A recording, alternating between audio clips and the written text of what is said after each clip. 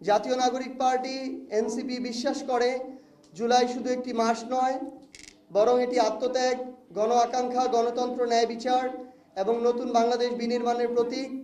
তাই মাসব্যাপী এই কর্মসূচির মাধ্যমে সমাজের সকল শ্রেণী পেশার মানুষকে সম্পৃক্ত করে জুলাইয়ের আকাঙ্ক্ষা নতুন প্রজন্মের কাছে পৌঁছে দেয়া, শহীদদের অবদান স্মরণ করা এবং দেশ গঠনের অঙ্গীকার আরও সুদৃঢ় করাই হবে এই আয়োজনের মূল লক্ষ্য।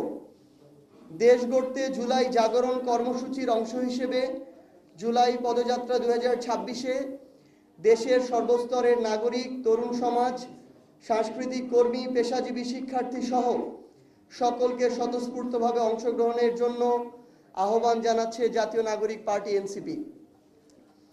আমরা ইতিমধ্যে আপনারা জানেন যে প্রথম ধাপে স্থানীয় নির্বাচনের প্রস্তুতির একটি অংশ হিসেবে আমরা বাংলাদেশের 100টি যে উপজেলা এবং পৌরসভায় আমাদের প্রার্থী ঘোষণা করেছি।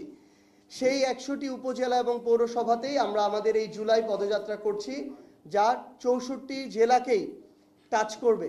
এবং এই পদযাত্রার মধ্য দিয়ে একই সাথে যেমন আমরা আমাদের এই জুলাইয়ের বার্তাগুলো নিয়ে মানুষের দ্বারে আরও প্রত্যন্তভাবে জেলা থেকে উপজেলায় ছড়িয়ে যেতে পারবো, একই সাথে আরও প্রত্যন্ত অঞ্চল থেকে মানুষের কথাগুলো আমরা শুনে সেগুলোর প্রতিধ্বনি তৈরি করতে পারবো আমাদের জাতীয় নাগরিক পার্টি এনসিপির মধ্য দিয়ে।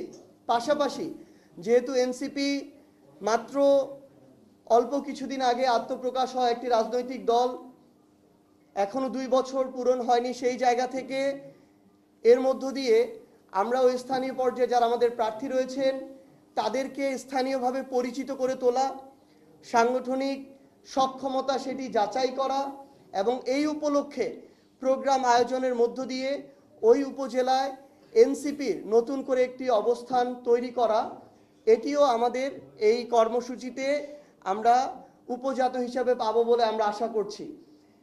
তো সেই জায়গা থেকে আপনাদেরকে আমরা এনসিপির পক্ষ থেকে আহ্বান জানাই যে গতবার আমাদের ইলেকট্রনিক এবং প্রিন্ট মিডিয়ার সম্মানিত সাংবাদিক ভাই বোনেরা আপনারা পুরো দেশ জুড়ে আমাদের সাথে ছিলেন, অনেক কষ্ট করেছেন।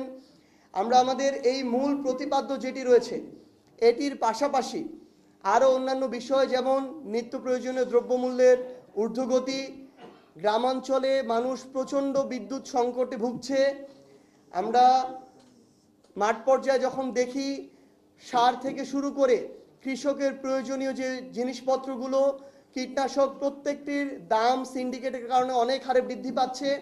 আমরা দেখতে পাচ্ছি সরকারের পক্ষ থেকে রাষ্ট্রীয়ভাবে যে সুযোগ সুবিধাগুলো দেয়া হচ্ছে সেটা শুধুমাত্র একটি দল, ক্ষমতাসীন দল বিএনপির নেতাকর্মীদেরকে দেয়া হচ্ছে। বিএনপি 50% ভোট পেয়ে এবার নির্বাচিত হয়েছে, তাহলে বাকি যে 50% মানুষ যাদের মধ্যে অনেকে আছে অত্যন্ত নিডি, যারা অত্যন্ত একটা কঠিন সময় পার করছে, সেই মানুষগুলো এই সুযোগ সুবিধাগুলো পাচ্ছে না। তাহলে এই বিষয়গুলো আমরা শুনতে এবং তুলে ধরতে মাঠ পর্যায়ে যাচ্ছি। আপনারা এই জায়গায় আমাদের সাথে পূর্বের মতো থাকবেন, এটা আমাদের প্রত্যাশা।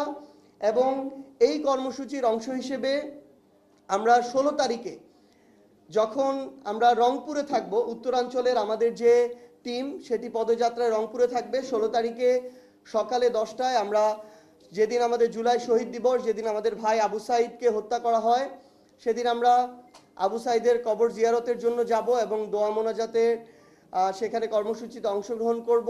পাশাপাশি 15 জুলাই আমরা কুড়িগ্রামে একটি কৃষক সমাবেশ করতে যাচ্ছি একই সাথে আমাদের পদযাত্রার অংশ হিসেবে।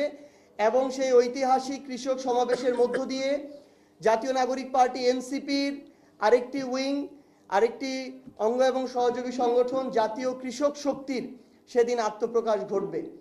তো এই হচ্ছে আমাদের জুলাই পদযাত্রার আজকের যে প্রেস ব্রিফিংয়ের মূল কথা। এখন যদি আপনাদের যে কোনো প্রশ্ন থাকে, আমাদের আজকের প্রেস রিলিজের অংশ এবং আমাদের পুরো পদযাত্রার যে আমাদের একদম রোড ম্যাপ, এটা আমরা আপনাদেরকে দিয়ে দিব। আমাদের 6 তারিখে অর্থাৎ আগামী সোমবার বিকাল 4টায় গাজীপুরের কালীগঞ্জ উপজেলায় এবং রাত 8টায় ঢাকা জেলা উত্তরের সাভার উপজেলায় আমাদের পদযাত্রা কর্মসূচি শুরু হচ্ছে। আমাদের জাতীয় নাগরিক পার্টি এনসিপির আহ্বায়ক, সদস্য সচিব, মুখ্য সংগঠক থেকে শুরু করে শীর্ষ নেতৃত্ব আমাদের এই উদ্বোধনী দিনে 2 জায়গাতেই থাকবেন এবং 7 তারিখ থেকে আমাদের দক্ষিণাঞ্চলের পদযাত্রা শুরু হবে কক্সবাজারের উখিয়া উপজেলা থেকে।